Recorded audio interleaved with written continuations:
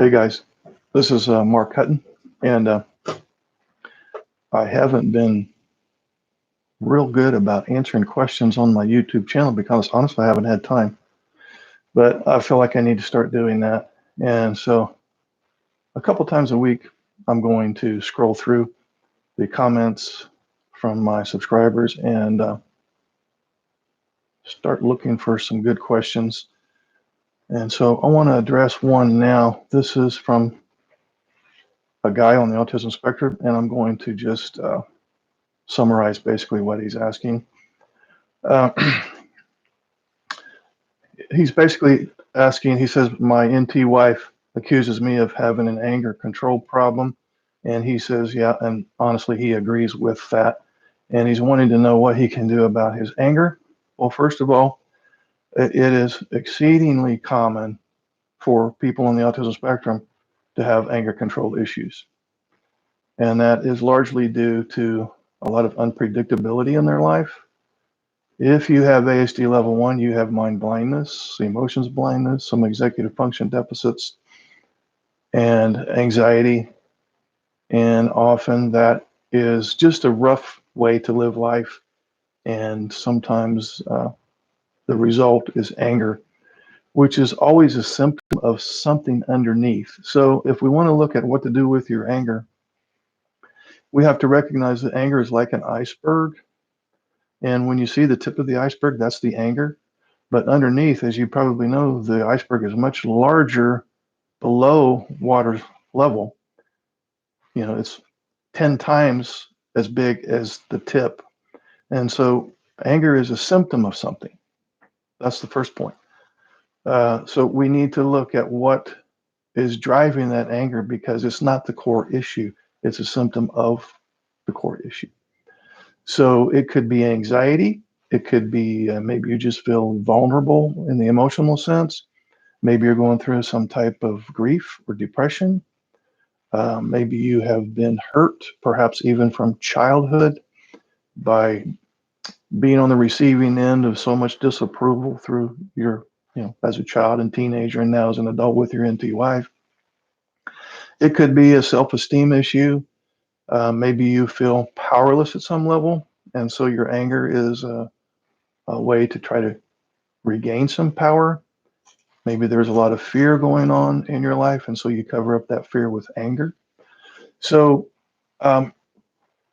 let's look at anxiety first, okay? So our bodies interpret anger as a threat to survival, okay? And as a result, we will release adrenaline, noradrenaline, cortisol, cortisone, all the fight or flight chemicals. And these hormones act as an analgesic, okay? So in effect, anger makes us feel better in the short term, but it numbs our emotional and physical discomfort, okay? It's analgesic. It helps us feel better in the short term because it numbs our emotional and physical discomfort. But this is not healthy in the long term. In fact, most often it's destructive in the long term. So as people on the autism spectrum, those who are on the spectrum and have ASD level 1 or 2 or 3, you would do well to not allow yourself to get addicted to this kind of painkiller. Yes, anger can be addictive.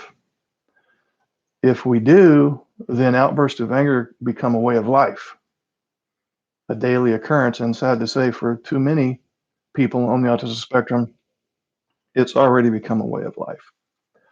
So I mentioned earlier that anger might hide emotional vulnerability. So some people on the autism spectrum use anger as a way of distancing themselves from their, in this case, an NT spouse. So perhaps we feel safer if our spouse is held at arm's length, so to speak. And maybe we find it hard to express our true personal needs and desires. So learning to relate positively to your spouse by allowing yourself to be vulnerable to her and to trust her to respect your feelings, which in most cases she will be a way for you to address your emotional vulnerability that results in the anger that you wanted to ultimately fix. Could you be going through some type of grief or depression? I'm going to adjust my screen there a little bit so I feel like I'm in the roof. Are you going through some type of grief or depression? So that would be something to look at too. Some people on the autism spectrum respond to grief and depression by getting angry. So this can be their way of coping with the pain they're feeling. They may yell, lash out verbally instead of seeking comfort, or instead of offering comfort uh, if our anger is on behalf of someone else. So if you find that you're lashing out, and we would call that misplaced anger, you may want to take a step back and ask yourself, is there something that something that I've lost, some sense of loss, something that I've lost that I'm grieving the loss of? Anger also hides hurt. So admitting that we feel hurt is too much for some people. Um, it affects their pride and their ego, and they're not about to admit that so and so hurt me. So better to explode in rage than to show that we care or that we're upset by whatever has happened. Hurt hides behind anger when we feel unloved, rejected, criticized. It's not uncommon for people on the autism spectrum to have been on the receiving end of teasing, bullying, rejection, ridicule. Do you, to some of you out there who can identify with this, do you remember the high school days and all the teasing and harassment and bullying that hurt? But you didn't want to show that hurt because it made you feel even more vulnerable. So if we think our anger is hiding hurt, we should focus on learning to accept that we are wired differently. We aren't wired wrong, we're wired differently. Two different things. Could it be a self-esteem issue?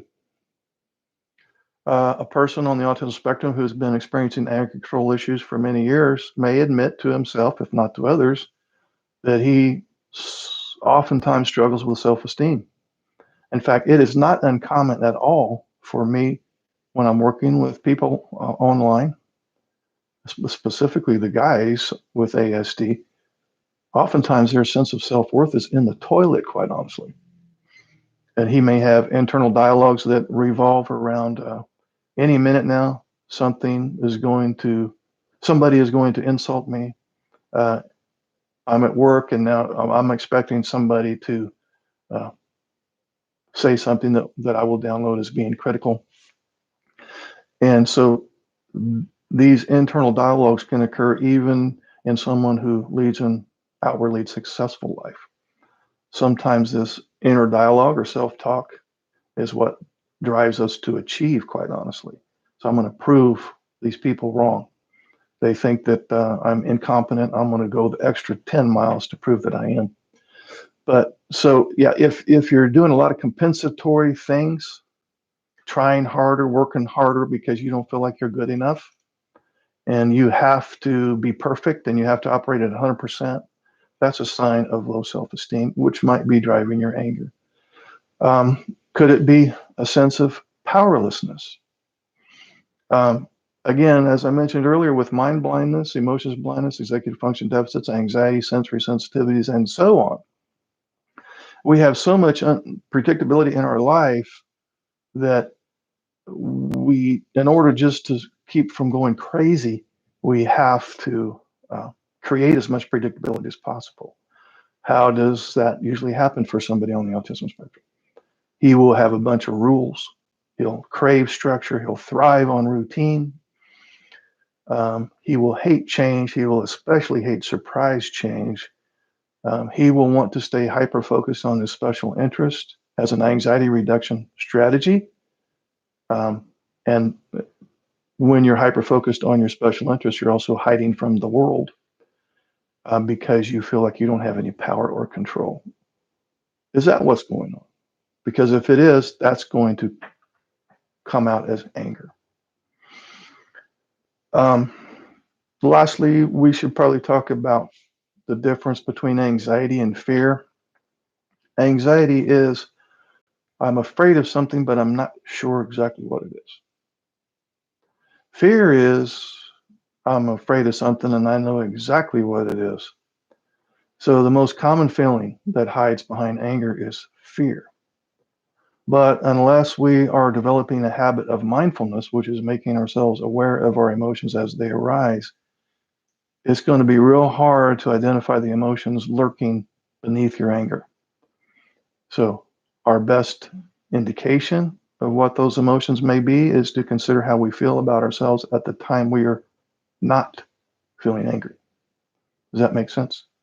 So, in summary, if you have an anger control issue, it's most likely driven by fear, uh, perhaps the thinking error that you don't have any control over circumstances.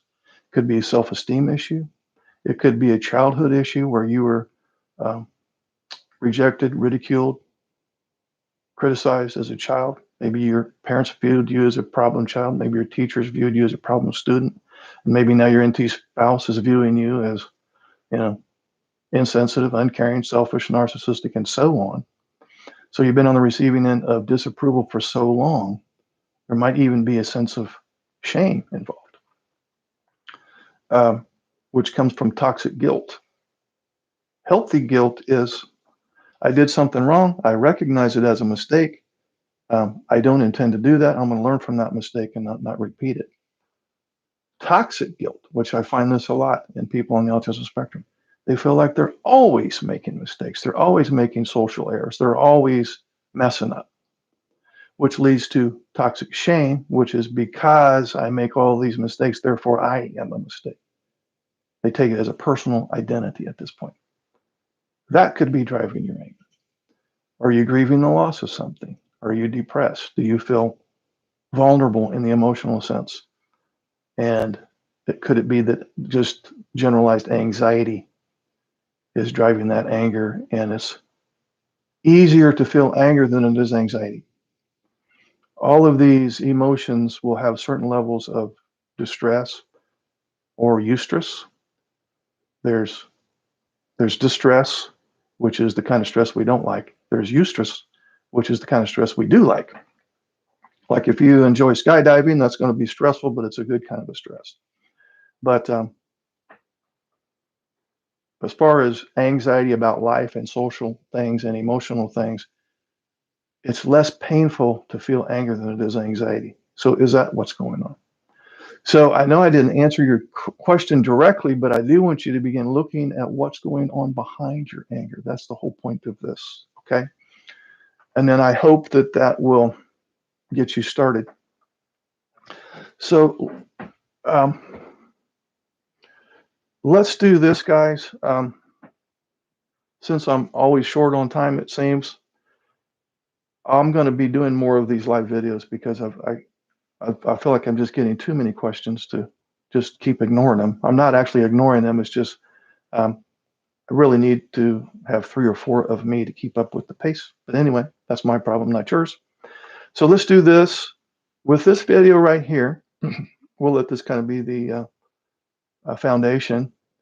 If you have any questions, just put them in the chat notes over here on this video. And the next time I do a live video, which I hope to do real soon, I'm going to start doing these on a regular basis. I'll scroll through and pick one question. And oftentimes I get the same question just worded differently. And so I can probably answer 3 or 4 or 5 people at once. They're basically asking the same thing. So I will definitely look through the chat um, area later on, and I'll pick a question. And then sooner than later, very soon, uh, I will address that one as well. So please feel free to put your question in there. And I promise to try to get to it as quick as I can. So we'll go ahead and sign off for now. I'm going to look over here at some of the questions now before I sign off. Can you explain the difference between level 2 and level 3 of ASD? Well, as you probably know, this is Crazy Bird. Level 1 is high functioning autism, which used to be called, and still is in some places, Asperger's syndrome. In fact, if you were diagnosed with Asperger's syndrome before the Diagnostic and Statistic Manual uh, revised their criterion, then you still have that as your diagnosis.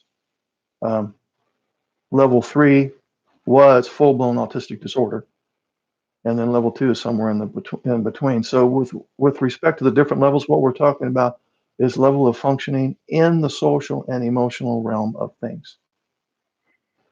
You could have somebody with level 2 autism that functions very well in the workplace, as long as there's not a whole lot of socializing going on. They don't have to deal with people much. They might be the smartest person there.